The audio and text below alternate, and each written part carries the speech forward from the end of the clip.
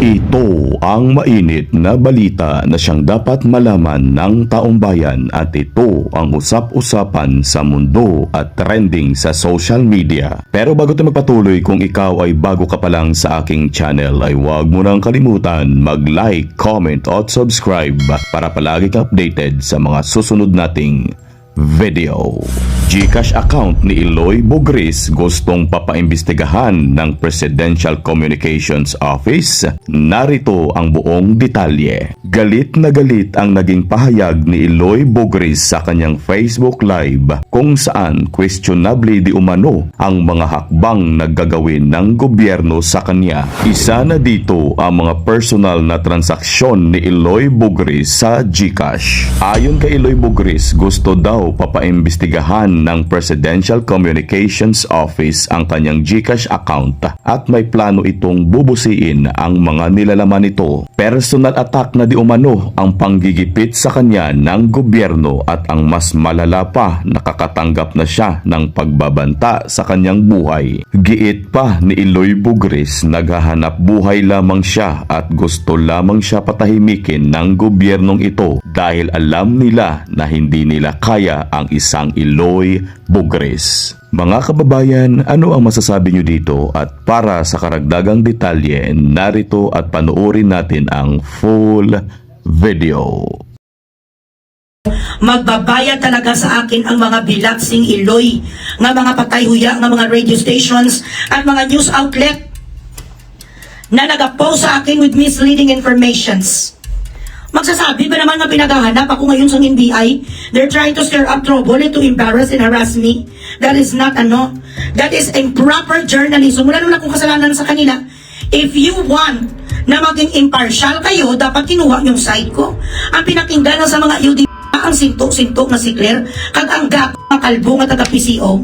O pati mga GCash ko daw silipin sa hindi po. Personal ko niya! Bilatsing Eloy nyo! Pati ang GCash ko pakialaman sang puta naghahanap ko. Sang matawa pati matiwasay nga hanap buhay. Talent fee ko to. Ano ang labot sa mga UD sa GCash ko, bi? Bakit hindi mo NBI nga mga putsyong kag mga sup nga mga NBI nga mga maraming kirida? Bakit ang aking as a private citizen sisilipin sa mga bilatsing Eloy? Pag may nangyari sa GCash ko, hindi man ko titigil. Mamatay na ako ng 10 beses. Hindi ko titigil lahat na imbestiga sa akin. May kilala ko dahil sa direktor. Lahat na mag-imbestiga ang mga bilatsing Eloy nyo sa GCash ko. Kag sang BPI ko pa yaon kuman kamuyutay. Kahit ikamatay ko pa. Lalaban ako sa inyo. Didigapin ko lahat ng mga kirida nyo. Lahat bilatsing Eloy nga pagka-iskalawag nyo. Lalabas ang ina. Lintik lang ang walang ganti. Tandaan nyo yan. Wala pa ko kaso di puta. Sisilipin ang GCash ko. Legit ang mga perang pumapasok sa akin na love gift. Legit ang mga binabayad sa mga binibenta ko. Legit ang mga pagpadala ng pera sa akin. Hindi nakaw, hindi money laundering. I am just but a small girl sa deep mga Malacanang. Ang bilatsing Eloy, ganito ka, ha BBM? Ganito ka mang api-api ng mga Pilipino, binututa ka. I love it for you. Ilang milyon ang inaway ko din. Manalo ka lang. Tapos ito ang ibabalik mo sa akin? Yun di puta. Kung hindi ka gusto mapagsabihan na may clone ka, pa-check up ang mga dito mo, ang shape ng iyong tenga. Kasi may lumalabas ngayon na mga forensic analysis. Ang mga tenga mo sa iba't iba nga picture ka video, iba-iba.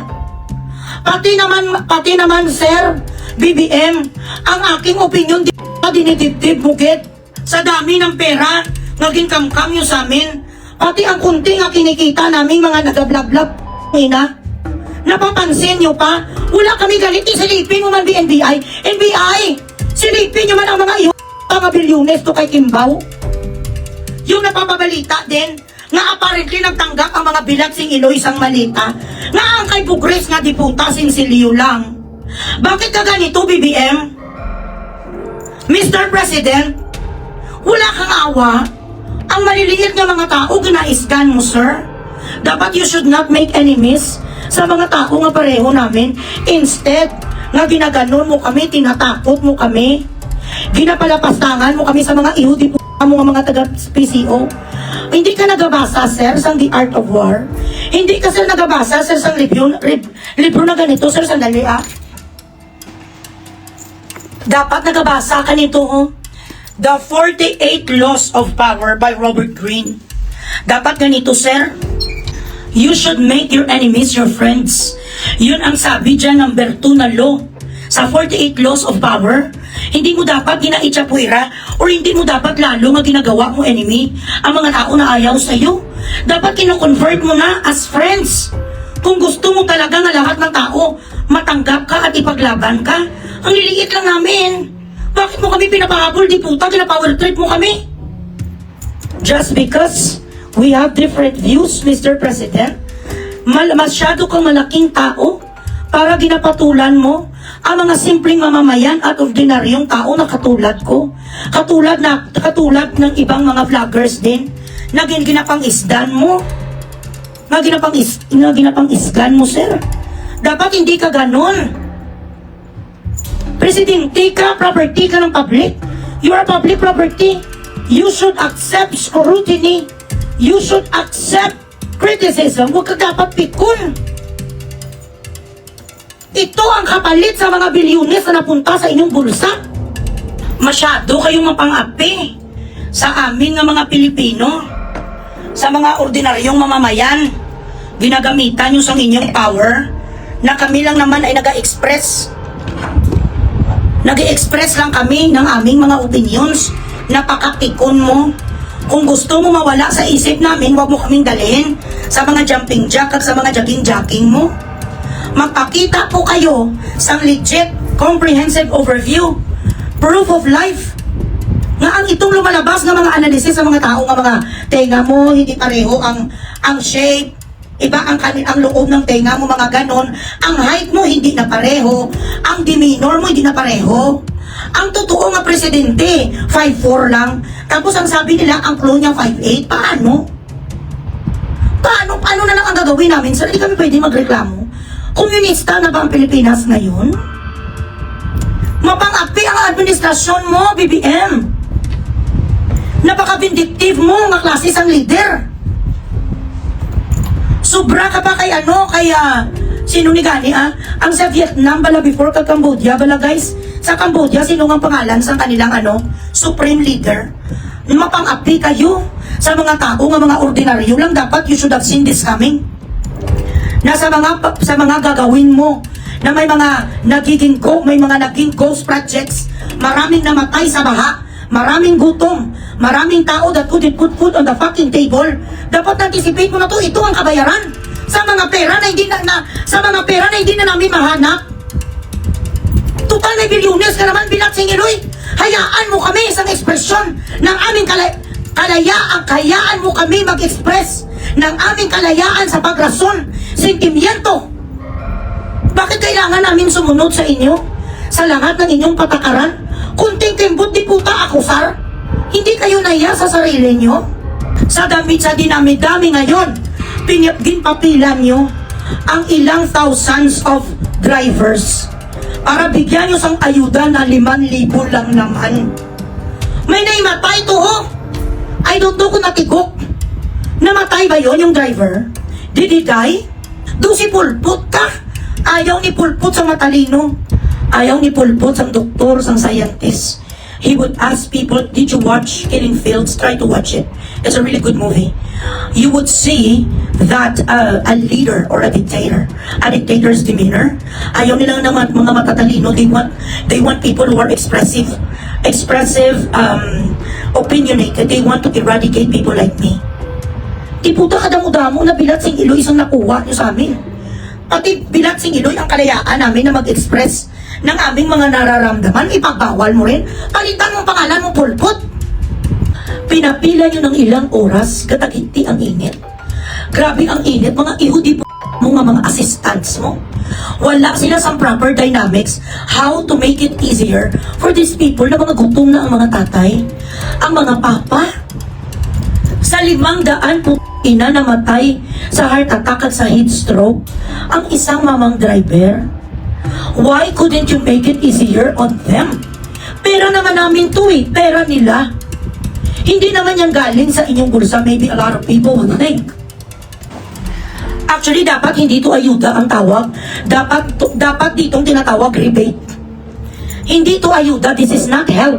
This is our money, contribution. The contribution that we've been giving this contribution every time we pay EVAC, every time we pay excise tax, every time we buy tubig, pagkain, fish, groceries, anything na meron sang resibo na nagsasaad dyan na meron tayong EVAC. Wala labot sa EVAC, may EVAC agad. So this is not help from them. They are obliged to service us. Hindi natin to utang na loob sa kanila. Kaya na, nagaling sa bulsa nila, yuta, ni Katiting Bilatsing Iloy kahit 5. Walang ambag ang mga tao sa gobyerno dyan. Pera ng taong bayan ang pinamimigay. In the event there are things, that transpires like this. Ang mga pandemic na pinamigay noon ni Tatay Digong, kaya lahat tayo hindi namatay dahil tama ang pag-ayuda ni Tatay Digong. Mabuti nga eh. Siya ang presidente natin noong 2020. Paano na lang kaya Bilatsing Iloy kung hindi siya ang presidente that time? Milyon siguro ang namatay. Pipirahin sa mga magnanakaw ang lahat ng vaccinations. Pinira ganin sa mga alpotology nga grupo ni Karen. Ang anong ganito pangalan? Tubigsis siya. Anong pangalan to man? Wala na ngayon sa freedom of speech, sir. Maya kayo. Sabihan mo ng mga kuwan mga PCO. Huwag masyadong obvious ina sa pag-implement ng martial law. Huwag masyadong obvious sa pag-implement nyo to zip the mouth of people like me who wants to use the inherited rights given by our ancestors. Ikaw gani puta, hindi ka nga namin mapigilan kung ano-ano ang mga isperkitik mo. Tigin-investigate ka rin sa NBI. Nga mali ang pagsalita, mali ang pagsabi mo sa iyong report, may vlogger ka, pati pagluto-luto nyo just to make it look like that you are standing, that you could cook, that you could do this. That's fucking baloney. Gininvestigar ka din, nag-investigate yung NBI. Gininvestigate ka nila nung sinabi mo na sa Prague, si Saldico, tapos ang ending sa Czech Republic pala. Fake news din yun. Bakit hindi ka gina-investigar? Ipa-investigar mo rin ang kwanong kuno na laber mo. May nagsabi sa akin, may love triangle daw sila nangyayari sa Malacanang. I don't know. Balita, chismis yan. Patay na patay daw sa kanya si Clara. Ayala, Clara, Bilatsing Iloy. Ano ang ginapatay na patay mo kay Bibi? Maluso na nagani, makajogging. Napa-investigate din si Clara. Naging kuha nyo ang credit. Nag-credit grabbing kayo. Na ang sabi ninyo, dahil sa masugid na paghahanap ng administrasyon, hindi kayo ang nakahuli, hindi Interpol.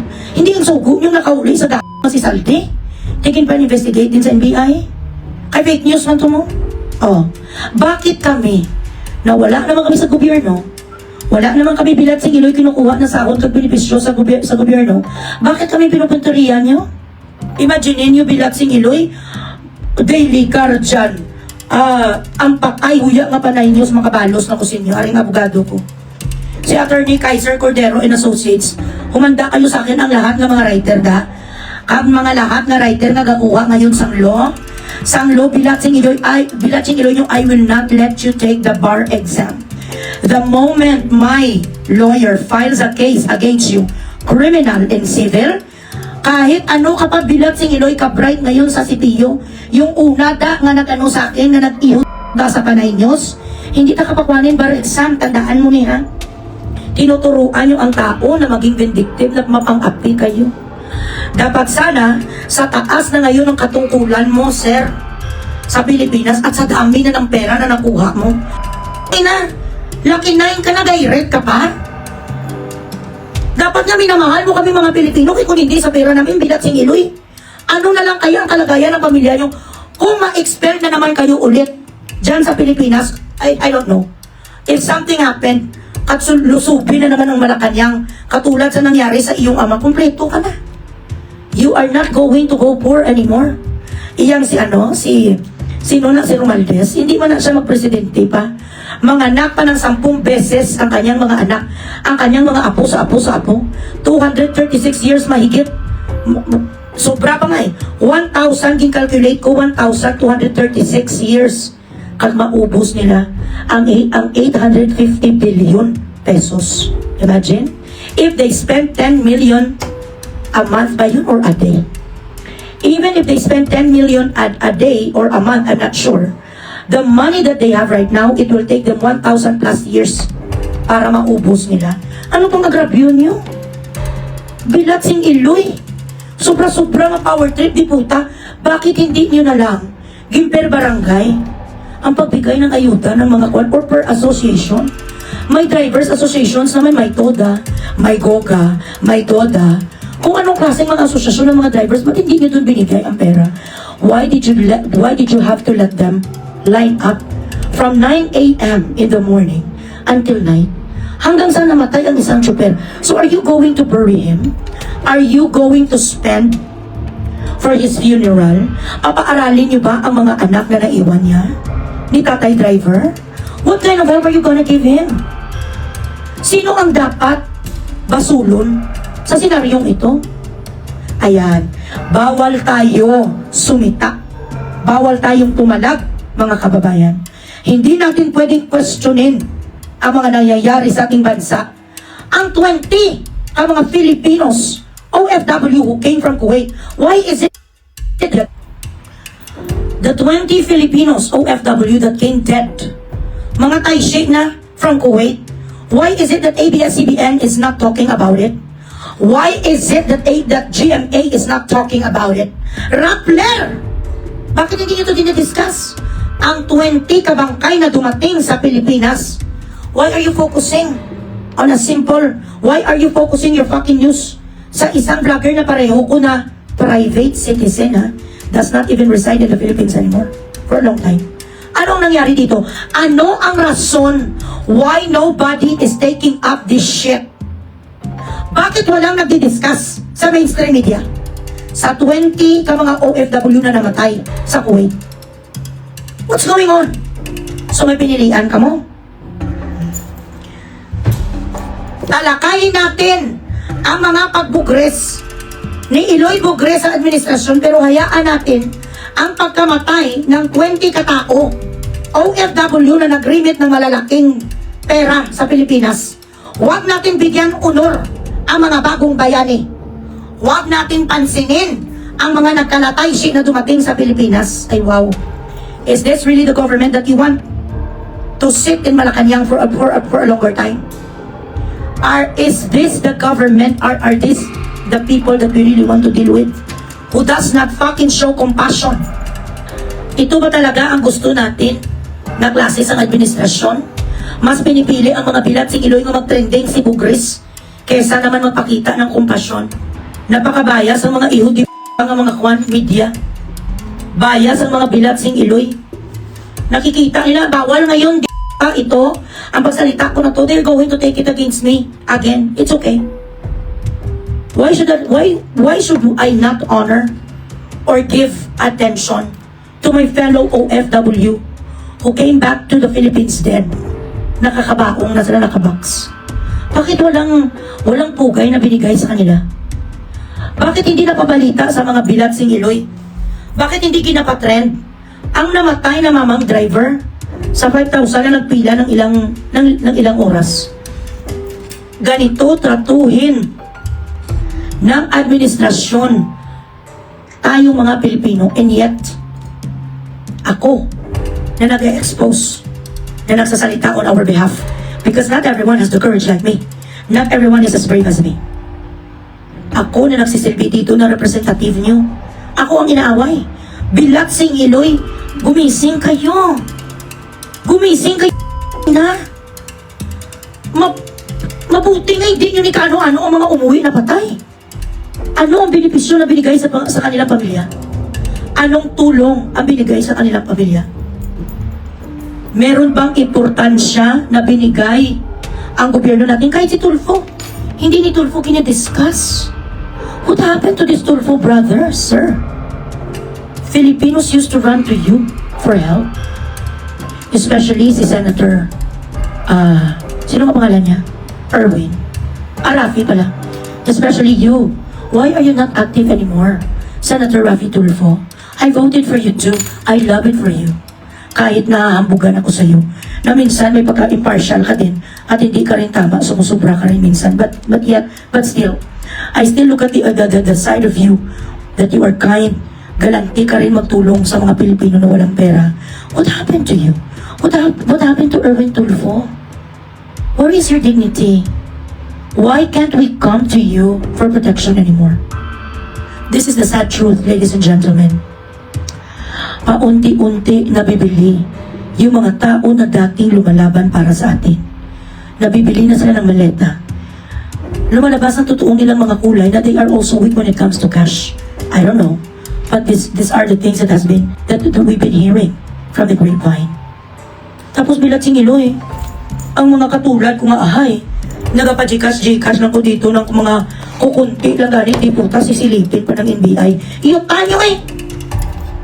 Maraming salamat sa inyong walang sawang panunood. Kung meron kayong komento at suhestyon, mag-comment lang kayo sa comment section. At para sa mas marami pang video na katulad nito, huwag kalimutan mag-subscribe sa channel na ito. As always, maraming salamat sa inyong walang sawang suporta. And goodbye.